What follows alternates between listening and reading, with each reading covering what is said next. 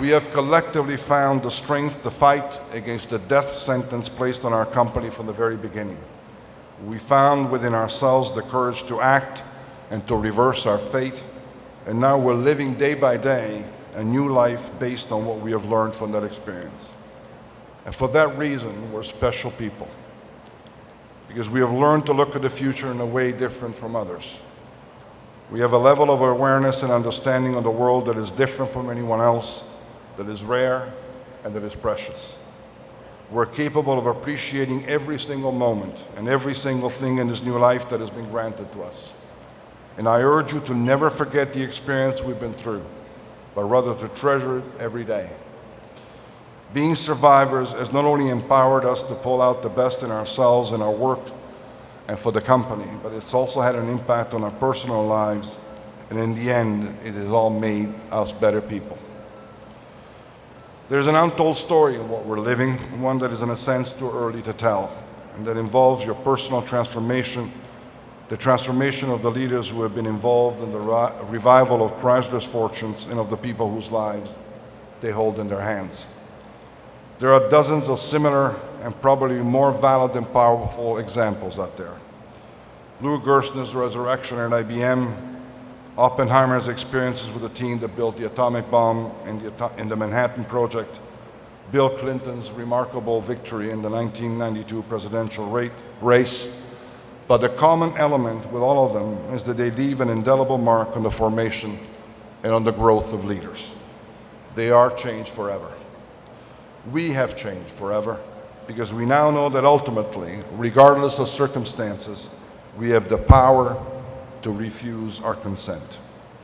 We have an obligation to refuse our consent to decay, to disengage from competition, to industrial neglect, to the removal of wasteful activities, because ultimately, consenting to these things is a denial of our right to live and to our obligation to protect the welfare of our people. The commercial that we aired during this year's Super Bowl gave a good portrayal of what Chrysler has become today. A company that has been to hell and back and yet still dares to dream. A group of people free to venture beyond the ordinary and the expected, free from prejudices and the limitations of habit, free to express their creativity and even break the conventions of what a TV commercial should be. That spot is homage to the culture of action and to our industrial roots. It speaks about hard work and results achieved through resilience and tireless efforts, about people that are not resigned to their destiny, but redesign the future for themselves day after day. It is not simply a commercial, it is the embodiment of our spirit. It portrays our company and its aspirations. It shows our passion for cars and our desire to simply create the best. It embodies the values upon which the American dream was built. And in the end, it expresses the vision that we're making come to pass.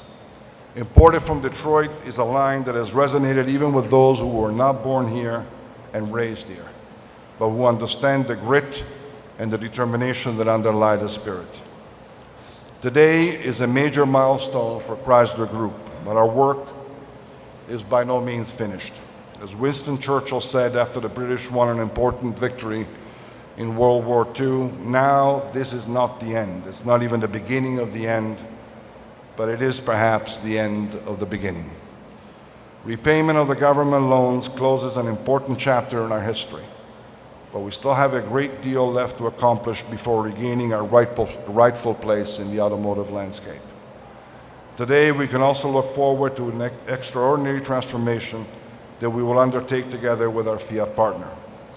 The alliance is moving forward rapidly, and we're doing everything possible to accelerate the pace and to bring about in the shortest possible time the birth of a single group, bringing even greater stability and strength to the relationship in the interest of both partners.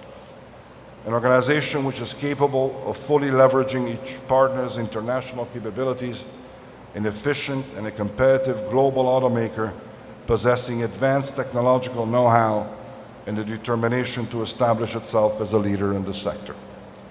And above all, a group that offers its employees a more certain future and a challenging environment where cultural exchange and integration, together with a competitive spirit, provide the ideal conditions for their professional and their personal growth. As I wrote to you this morning, painters know that every painting, even the greatest masterpieces, begin with splashes of colors on a gray canvas. They know that giving life to a piece of art is much more than a question of inspiration, passion, and vision than just technical skills. Chrysler is still in its infancy. Most of the paint is still on the palette, and we have to put every effort now in order to complete this momentous integration, but driven by humility, by determination, and by rigor. But I'm confident about our future because we're moving forward with clarity of purpose, and we share the same vision and aspiration as to what we would like our company to become. Not the biggest, just the best. I'm confident because I know that when all is said and done, an enterprise is nothing more than the collection of the will and of the aspirations of the people that work in it. You are creating a Chrysler that you want to be part of, and the bricks and the mortar of the new edifice we call Chrysler are your values, your courage, and your passion. I like what I see. I'm proud to be part of this group, to share in the work and in the vision that are giving life to this canvas. Thank you again for what you're doing and for who you are, and I wish us all Godspeed.